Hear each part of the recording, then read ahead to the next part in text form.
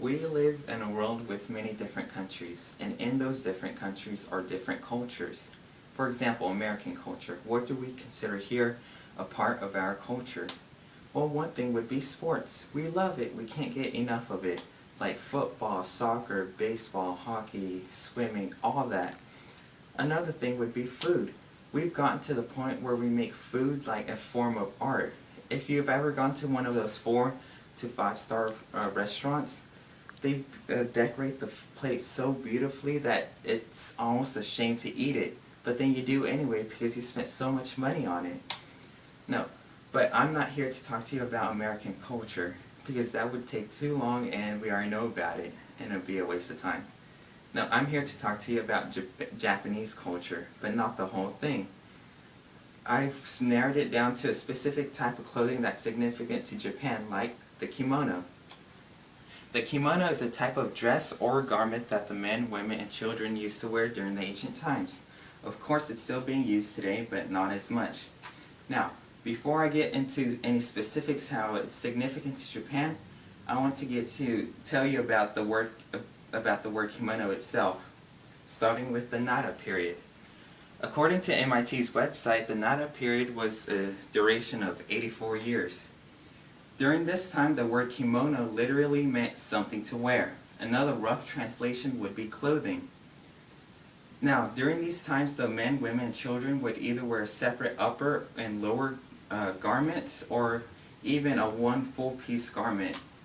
It was just simple clothes, nothing really significant about it, until the Heian period.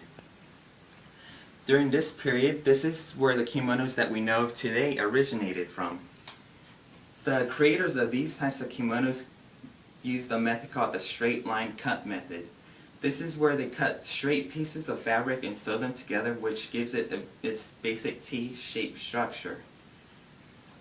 Now, of course, this had many advantages. Of course, since the fabric was made from linen, it can be worn in layers during the winter or in one layer during the summer. It was very comfortable. And of course, the kimono itself was a one-size-fits-all type of deal. Since it was so huge, the wearer can pull up the kimono to fit his or her size.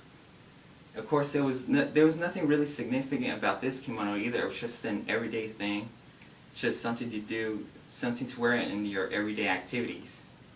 It wasn't until the Kamakura and the Muromachi periods that the people started thinking, where can we put our love for seasons and nature and our everyday life into these kimonos? So they started bringing in seasonal colors like green for spring and orange and red for fall.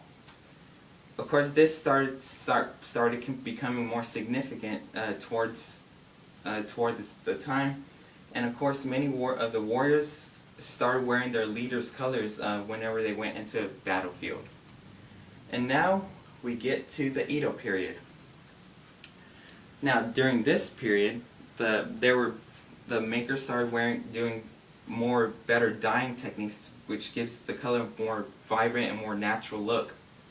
Now, the kimonos here were made from multicolored fabrics, so because of this dye, they could start doing more complex patterns like birds and plants and all that. So instead of becoming something like expressing your love for seasons, they could start expressing their political status and start saying, hey, I'm more important than you, I'm more powerful than you, because of what specific designs they wore on their kimonos. Now we get to the Meiji period. During this period, Japan started becoming more influenced by Western culture. So the Japanese government started encouraging its people to wear Western culture clothes, like businessmen started wearing suits, our regular suits and ties and all that.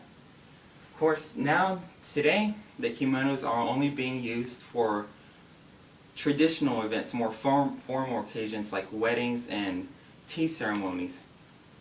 Now, since it's not being used as much today, it still gives a reminder of how significant the kimono is in Japanese culture, and it gives an everyday reminder of how important it was.